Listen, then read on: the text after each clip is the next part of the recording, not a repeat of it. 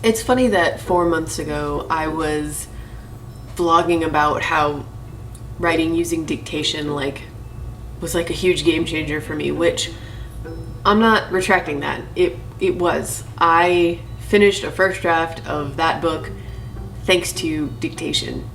It is undeniable that I was able to get massive word counts in one writing session that I couldn't have gotten if I were typing, and I certainly could not have gotten if I were writing by hand. But I think this just kind of emphasizes the whole, not only is every author different, but every book you write, your process changes a little bit, or in some cases a ton. Because I have to tell you that right now, writing by hand is working for me on a level that I never expected.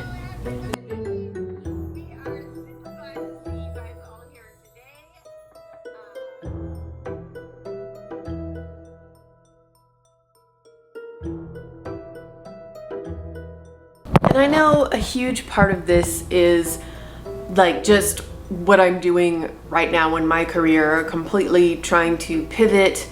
I'm going to be looking for a new agent soon, and I'm attempting a new target audience, a new genre, a new everything. Everything's different, everything's new. And it makes sense that I would need, or I would benefit from, a brand new writing process as well. I have never ever attempted writing by hand, for like drafting or anything by hand. Like the only thing I've ever used notebooks for was to keep track of like things I wanted to fix about a draft I was typing later. I keep a notebook for that, but that's it, just like a bullet point list. I've never had this going on. And guys, it's getting real now. Like I'm getting to the point where I'm like marking the spots in the draft. Like here's where this character introduction is, here's where this thing is revealed, blah, blah, blah. And the other thing that I think is the reason this is really working for me, a chronic outliner / plotter, is something I don't know if we talk about a lot, or rather I'm sure these conversations have happened, but I have not been a part of them, which is that there are certain books, certain ideas that authors have that lend themselves to discovery writing or pantsing more because the structure is already there. For example, if you're doing a fairy tale retelling, no matter how loosely, you know the story, you know where those beats are, you can write to those beats. And in my case, when you're writing, you know, a sort of just classic murder mystery where everyone is gathered together in the house, and there are certain beats that are hit. In my book, the person who dies is a very wealthy person, and all of the kind of main players are gathered for the reading of the will. And there's just, with that particular genre, there are certain beats that I know inherently. I don't need a beat sheet, I don't know anything, because they're a natural part of the story.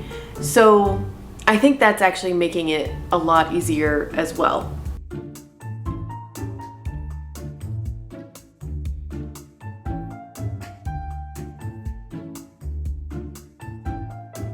So I think I talked about this a little bit last week, but the way I'm approaching this is I'm writing it so far in a linear progression. I'm not jumping around in the story.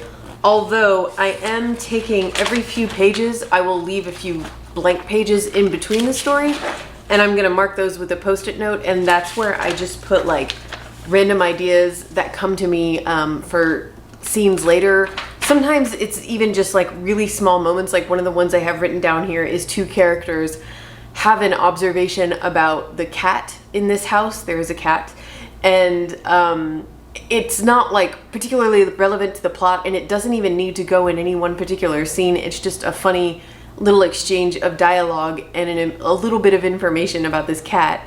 And I wanted to write it down, but it didn't belong in the story where I was now, so I just jotted it down here. So I'm gonna, like, every 5 or 6 pages or so, I'm gonna leave a couple of blank pages to keep myself, take notes on things I see that I want to incorporate later so I don't forget them. But otherwise, I'm just telling the story, not showing the story. This is not a first draft.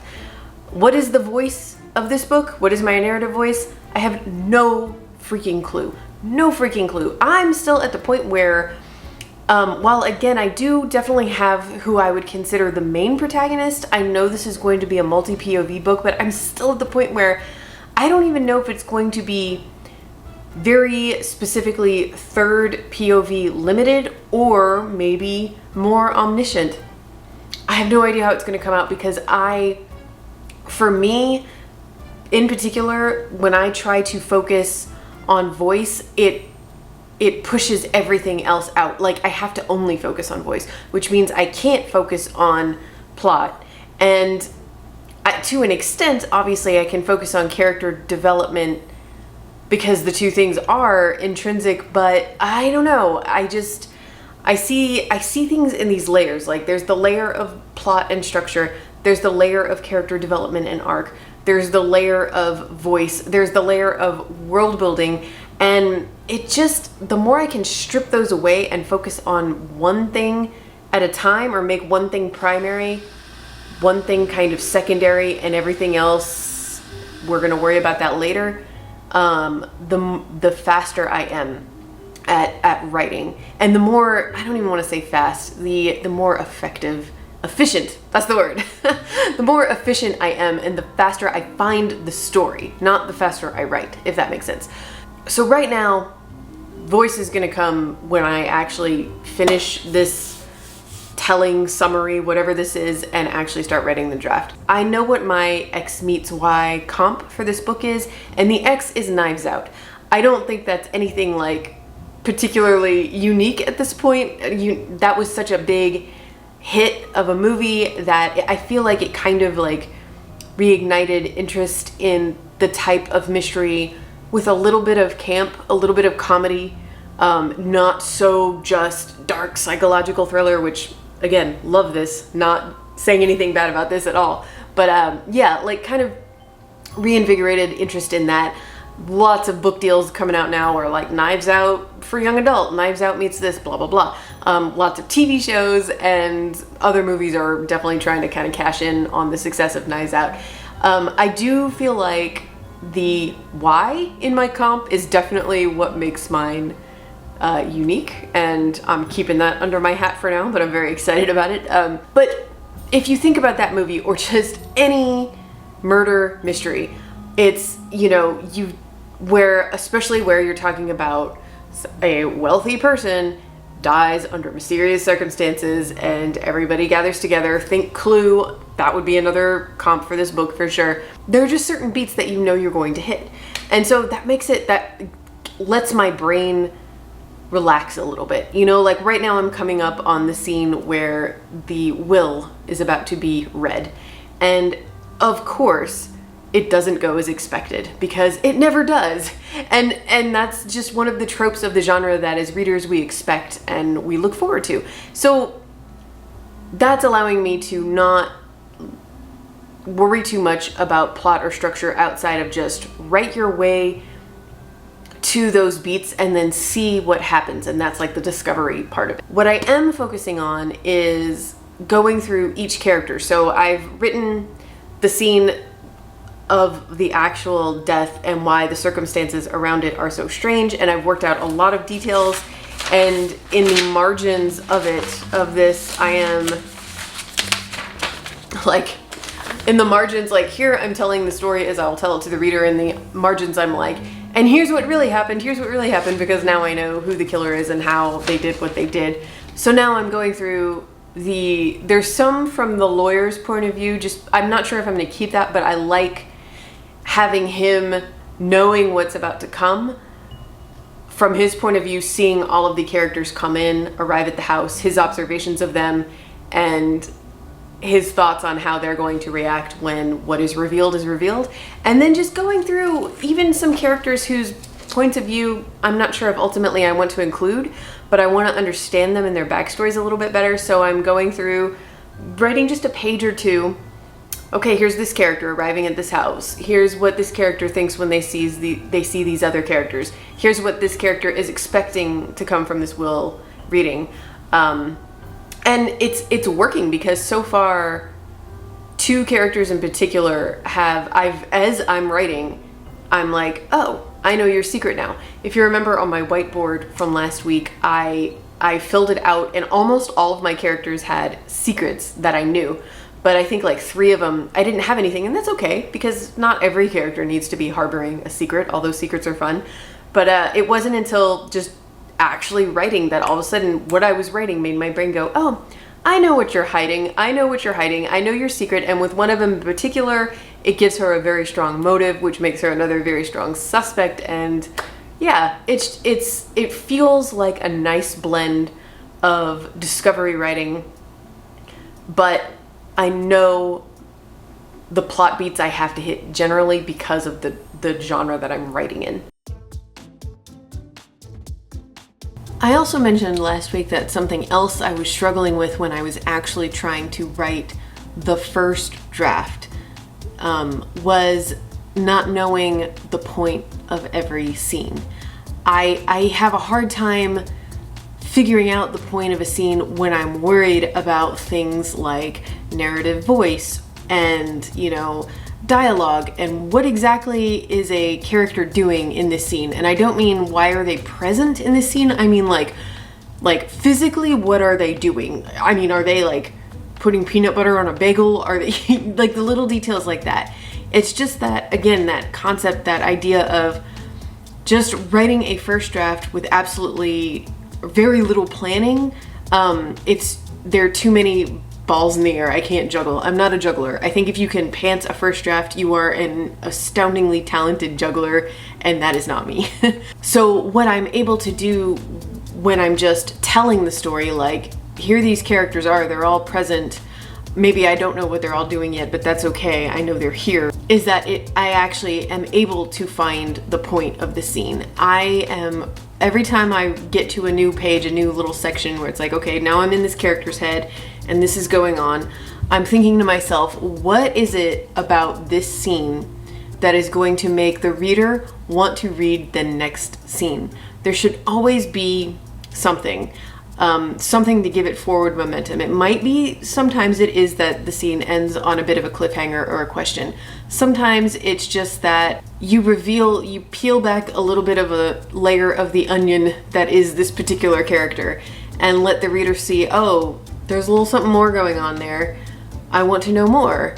And you go to the next scene. Anything like that, anything that I can find that makes me feel, as the writer, who is kind of a reader at this point too, because I don't, I'm moving towards an end point, but I don't know exactly how I'm gonna get there. It keeps me interested and keeps me curious.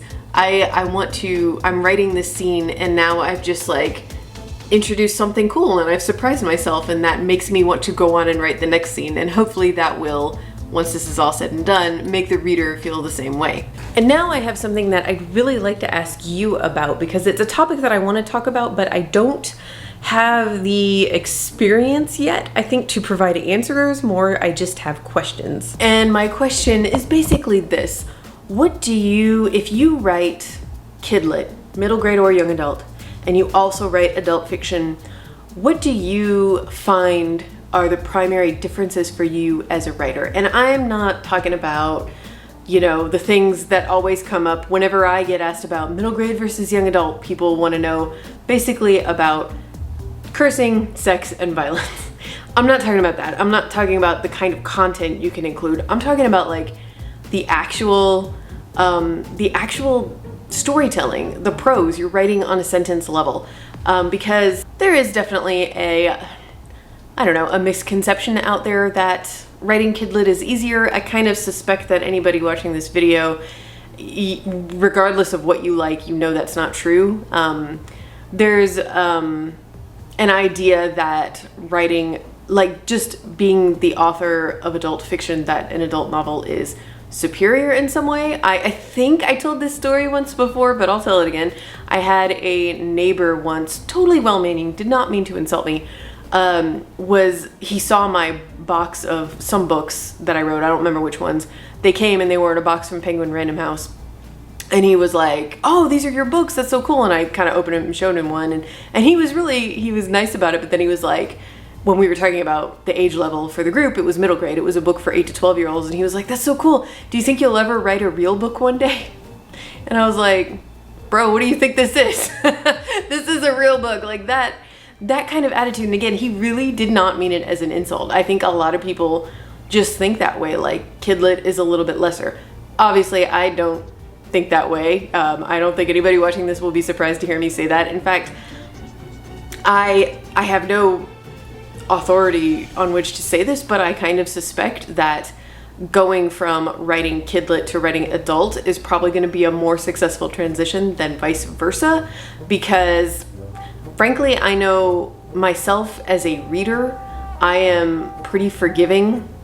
I read adult novels all the time in lots of different genres, and I acknowledge I'm forgiving of passages that are kind of navel gazing and not really necessary to the book, and I'm forgiving when the author gets on their soapboxes for a page or two, and I'm forgiving as a reader. I wasn't like that as a kid, and most kids aren't. Most kids are gonna close that book the moment you start getting preachy, the moment you go off on a tangent, the moment the story just kind of stops. But I see it more often in adult fiction than not. I was actually talking to an author recently who was like, I'll go ahead and say it, I think being a middle grade author would give anyone an advantage writing adult fiction, because you are so used to being so much more economical with your words, because you have to be. And it's not because kids have short attention spans at all.